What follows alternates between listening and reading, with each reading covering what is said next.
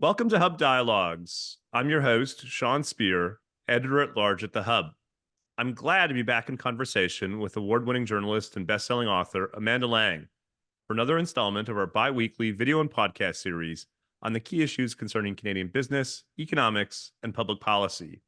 In today's conversation, our first in 2024, we'll discuss how work may evolve over the coming year, including the ongoing prevalence of so-called gig work, the share of employment concentrated in the public sector, and the prospects for working from home or a return to pre-pandemic norms when it comes to where and how we work. Amanda, I hope that you had a nice holiday. It's great to be back in Very conversation nice. with you. Good to see you. Um, I mentioned gig work in my introduction. December's labor force survey, which was released last week, showed large year-over-year increases in the number of gig workers doing ride sharing or delivery work.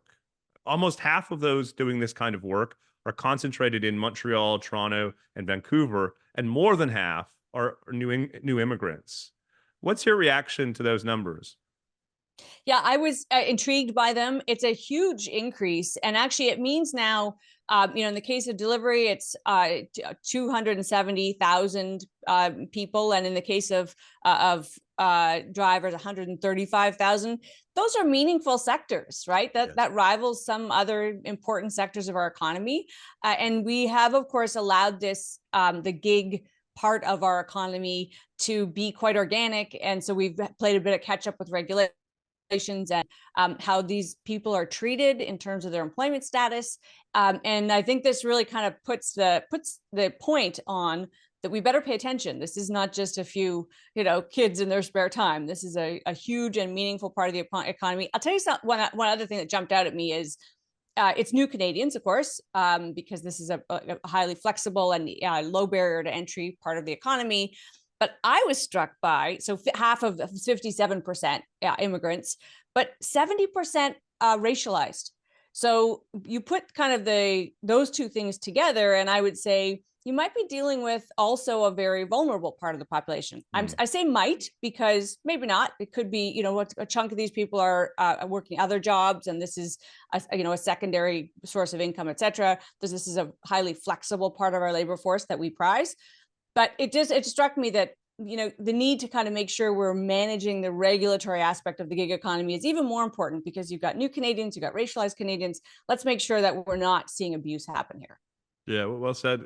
Let me just add another layer of complexity, because as policymakers are thinking about the rise of gig work and more unconventional forms of work more broadly, they also need to account for the fact that people like you and I are gig workers in the sense that we may not have conventional employer relationships with a single employer. What do you think about the evolution away from conventional forms of employment and its implications for the economy and public policy? Well, I think it's an important point you're making, which is that it crosses the spectrum of types of work. And where that becomes important, I think economically, how we talk about it and capture the data might start to get messy. So when we talk about the employment picture that StatsCan, that labor force survey that you talked about, it's always been kind of a clumsy instrument. You probably know that better than anyone, having spent the time you did making policy in Ottawa. But it's this kind of blunt, broad instrument of self-reporting, and it's a bit messy. I think the point you're making is it will get more so, because is it capturing properly the types of work, the places of work? So maybe the unemployment number is even less accurate than it has been in the past. The other kind of thread I would say we could throw in there that's important about this is it does affect kind of pensions, retirement savings, your relationship with the employer. It goes back to the gig employees where there's been this big fight of are they classified as employees, just to give them protections like sick days, or when they should be paid versus when they're not paid, to give them a little more power. And I guess what I would say is as we see more people opting for this kind of piecemeal work, we may be seeing people opt out of formal retirement plans. And that, of course, will also become of collective interest. Yeah. Again, great insights there. And as you say, it really runs the spectrum from possibly vulnerable workers to people who are self-selecting out of conventional work and because it may be more lucrative or they're preferencing flexibility or whatever. And so the challenge for policymakers is to I think critically about the different issues along the spectrum and not succumb to a single definition. We're all not Uber drivers, but we're also not contract CEOs. There's a Yeah. ton of diversity in that group. The one area I've been thinking about public policy as it relates to these types of questions a bit about is the significant dependence we have on employer provided health and dental benefits as a kind of key part of how we finance healthcare in our country. Mhm. Something like 80% of Canadians have some form of drug and health benefits. That oftentimes comes from one's employer.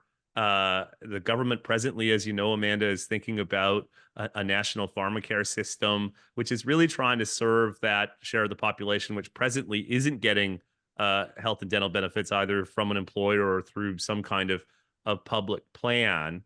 Mhm. But it seems to me as the share of the population moves to some form of unconventional work, and possibly that leads to a decline in the share of the workforce receiving health and dental benefits from their employer. It may, on one hand, strengthen the case for pharmacare, at least in the minds of its proponents, or it may require some other policy response, like, for instance, increasing support for individuals to go about acquiring health and dental benefits on their own. But either way, one can kind of peer into the future and see a world in which our dependence on employers providing drug and health benefits may no longer be something we can count on anymore. And once you kind of accept that premise, then there's a whole host of different ways in which the kind of experience of work that you and I, in a way, personify could really change a whole host of ways in which we've kind of depended on a conventional employee-employer relationship in Canada. Yeah, I think you're making the really important observations about how we're evolving collectively, our relationship to our employer. My hope would be that we learn from our past mistakes. And to me, the kind of single biggest error that was made was when we sort of allowed the shift away, but when policies kind of opened the door for a shift away from employees demanding pensions. In other words, that was part of the deal. Mm. And we kind of moved over to this system of, we'd have RSPs, we'd have tax incentives, we would have other ways that we could save on our own. It created this opportunity for employers to opt out, and many of them did, or reduce the value of what they were offering in a variety of ways.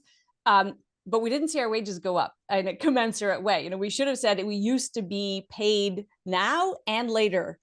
If we're going to be paid only now, that's a significant, especially when you factor in the time value of money, it should have been a significant increase in wages. Never happened. If we do the same thing with things that used to be treated like extras, right? Like perks. Well, now we know dental care is far from a perk. It's not cosmetic. It shouldn't be considered to be some kind of, frivolous add-on. We know because of gut health and the importance of it, and that there's a direct correlation. I sound like I'm talking for the Canadian Dental Association right now, but I think the science is all there. Dental care, basic care, is as important as almost every other piece of our kind of physical well-being. So maybe government should provide it, Sean. I don't know what you think. Maybe it just actually should be part of kind of the survey of offerings that is included in our healthcare system. But let's not let employees off the hook. They're covering the cost now. If we take it out of the equation, boy, they should either pay it to the government, pay it to us in our wages. If we just let them off, we're going to be in big trouble from a tax-based point of view. And same with pharmacare, right? So I think you're making, again, because you were in those rooms, are they doing that? Are they walking through that math in Ottawa and making sure we don't create this gaping hole that companies rush and just fill with profit? Because that would be a mistake. Yeah, one thing they are focused on in Ottawa these days is the growth of the federal government's employment footprint itself. Mhm. We have a new report out from the Public Service Commission that tells us it's grown by 40% since 2014, 2015. What do you make of this growth and its possible consequences? I mean, I'll start by saying one of the first things that drew me to the hub was the work you folks were doing on this. I hadn't seen it anywhere else. And this is nonpartisan. This is just the facts, ma'am. We have seen this massive increase in employment. And the point that was made so well by you and others was that the vast majority of job creation through and after the pandemic were government jobs. Now, a couple of things that we all know now, and this is problematic, is, as you might expect, spending on those personnel has also ballooned. So it's up 30% from 22 to 23. But we also know, thanks to our Auditor General, that spending on outside experts was up 17 billion in the same period. And so now there's this great kind of question of, why are we spending more internally and spending more externally? And, we did this series on government. And one thing we heard from people like Michael Warnick is, you need your internal experts. There's nothing wrong with relying on outside expertise. And people in government will tell you that you should, and it should always be true that you can go out and source the best voice or view or brain on something. But there's also a case to be made for developing it internally. Are we doing both? Why are we doing both? So that's, I guess, the numbers just kind of leave you thinking, are we just bloating up here, or are we getting value for it? Yeah, I think that's precisely the right question. You're not the first one, and certainly won't be the last one to point out that we've seen this increase in the size of the federal public service at the same time that we've seen a growing reliance on outside contracts, and including some pretty high profile ones, like the ArriveCAN app, which of course is an example of outside consulting work going badly. So I do think that this question of how to balance, relying on the core public service versus going out and getting that expertise is something that I think we'll hear more about. One of the things we've talked a bit about at the Hub lately, Amanda, including with you, is this question of state capacity. A bigger government isn't necessarily a more effective and efficient one. I think that's probably the right way to think about these issues. But I want to put one other data point from this Public Service Commission report, which struck me, and that is that the share of federal public servants concentrated in Ottawa has risen to nearly 50%, which is considerably higher than it was, say, 4 years ago, and much higher than many of our peers. What, in your mind, are the consequences of concentrating such a large share of the federal government in the National Capital Region? So I'm glad you brought that up, because that jumped out at me too. So we start by saying, okay, we're comparing ourselves to our peers. So you think places like Germany or France, or is that a good comparison? Well, boy, we have this vast country, and one of the aims of our federal government, surely, I don't know if this is written down anywhere, but I think it is to knit it together, right? Is to create the frameworks that make the Atlantic provinces connected to British Columbia. And one way we've always done that, or at least in the last, 50 years, is to have government representation, federal government representation across the country. So if you need government services, they're available to you close by, there's a human being, or sometimes we actually locate, physical plant somewhere. So if you're trying to reach Canada Post, I can't remember, is it Miramichi? It's the headquarters are Sudbury. They're located in places where, and you say, oh, that's just a kind of a regional political grab. Or you could say that's a way to create federal representation and access to services across the country. So when I saw that number, I was like, whoa, so are we speeding up efficiency? Are we creating faster service for people who don't live in Gatineau? Because we're now concentrating more and more people just in Ottawa. And then I wondered what Ottawa feels like these days. It's a company town. Is it losing its vibrancy? Or are you losing your entrepreneurs? There's sort of that factor. But I cared more about, how the delivery of government services and how Canadians feel about government is affected by that. And I think that's important. Yeah, I completely agree. I would say two things in response. The service delivery, and I think all things being equal, proximity is key to delivering efficient and effective services to people. But there's also policy making. At the heart of policy making, Amanda, is the capacity for empathy, to effectively put yourself in the shoes of the people you're making policy for. And I think we should be blunt about it. The public servants working in the National Capital Region are not a representative group. I mean, they are disproportionately bilingual. They are disproportionately have graduate degree. I mean, the kind of list goes on in the ways in which they are not representative of the country as a whole. So if you're producing public policy on Atlantic fisheries or the British Columbia's forestry sector, or Or any what another. Alberta truckers think about COVID, right? Precisely, I do think there is a risk that we end up with something of a kind of echo chamber in the Ottawa-Gatineau area. It's not to cast aspersions on public servants. I think it is a kind of question of representativeness and proximity. And I would just say, kind of counterintuitively, I think many people in Ottawa understand this, and then the way that they go about trying to solve for it is the elaborate and time-consuming and inefficient consultative process. Right. And so one wonders if you couldn't find some trade-offs and possibly even kind of efficiencies by rethinking the federal footprint and making sure it's more representative. I would just say one final point. One can't help but think it would also have a kind of positive effect on trust if people see people working in the government that look like them and have had experiences like them, and in fact, depending on where they live, maybe even people that they know. And so this might be a subject we want to come back to later on, because I do think we don't want to get to a place where Ottawa becomes a bit of a fortress, looking out at the rest of the country, making policy. I think that's a kind of unhealthy way to make sure that, as you say, the country feels connected to our national government. I think all of that is so sound, and I hope and assume that folks in Ottawa, when any organization gets large, and we see this with companies, there are people inside the organization dedicated to the system itself, and that's true in Ottawa. It is a learning organization. It is it's dedicated to that. There's very smart people. I hope they're thinking about these things, especially now when we have very divisive policy issues ahead of us, and the green transition being front and center. We see what's happening.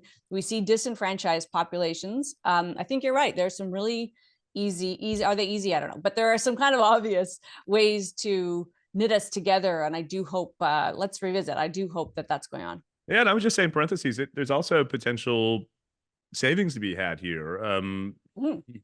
Think about Queen's Park in Toronto. We have the nucleus of Ontario's public servants concentrated in the province's highest cost city. And so I think that the Ford government has, I wouldn't describe it as a methodical or thoughtful plan, but it has experimented at different times with decentralizing part of the government. Not only does it have the conceptual benefits of the representativeness, as we've been talking about, but there may be ways also to free up some resources for the government and free up space for other parts of our economy and society. Another question that impinges on this idea of space is work from home, or the prospect for a growing trend to be back in the office. Amanda, we did predictions at the Hub for 2024, and one of my predictions was I thought we'd see a decline in the work from home model over the coming 12 months. Do you agree? And if so, do you think that represents a good development? So I absolutely agree. I think, though, it will be spiky.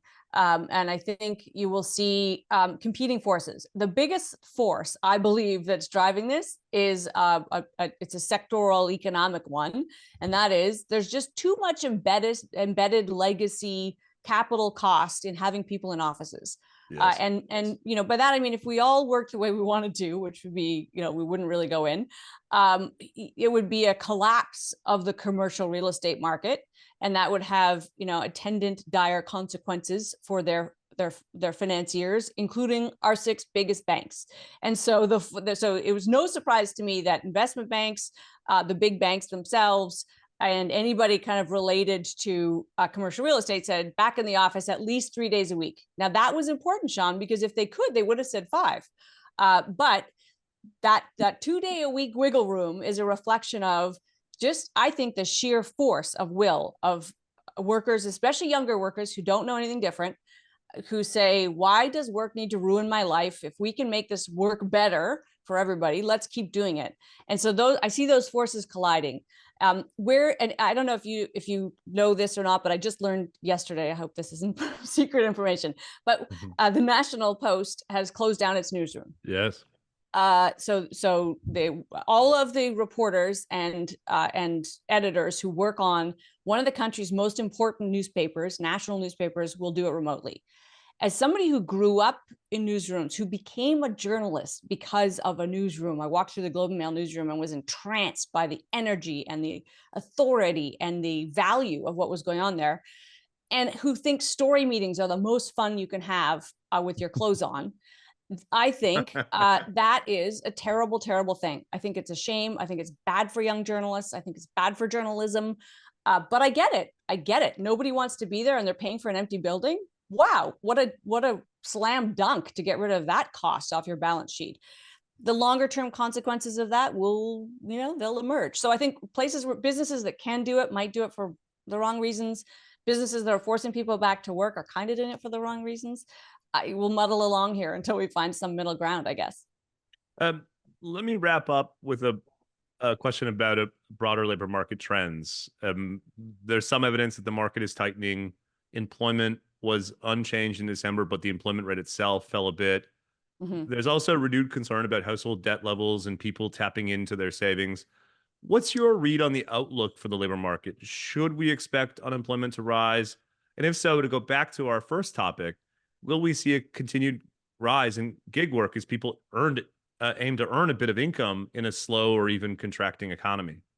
So interesting to see really anemic job growth. Not surprising. The economy is anemic. It's going to stay anemic right through 2024 and beyond. So even though we get growth, it's going to be bad, even by Canadian standards, for a couple of years. So you don't get strong employment growth necessarily in that environment. So that's not shocking. I was a bit shocked by the wage growth that continues, right? 5.8% is bad for the Bank of Canada. It's bad for inflation, but it's great for workers. So the workers that have jobs are getting more pay. That probably means fewer jobs for others, right? That's how that works. Companies don't have an endless amount of payroll to go around. So that probably means they'll make those workers do more. Could be good for productivity. I hope that it is. But I would expect unemployment to go up, especially because we do have, of course, household formation going up at such a clip. It's almost inevitable that we're going to see unemployment go up. Does that matter? I don't know. I think to your point, we should be looking at the type of work people can do, starting businesses, doing gig work. It can be precarious. We got to watch for that, but it can also be quite liberating and an entree to economic kind of independence. So it may be a whole new era upon us on that front. Well, what a great way to wrap up our first conversation in 2024. Amanda, I want to thank you for joining me, and I look forward to catching up in a couple of weeks. Great to talk.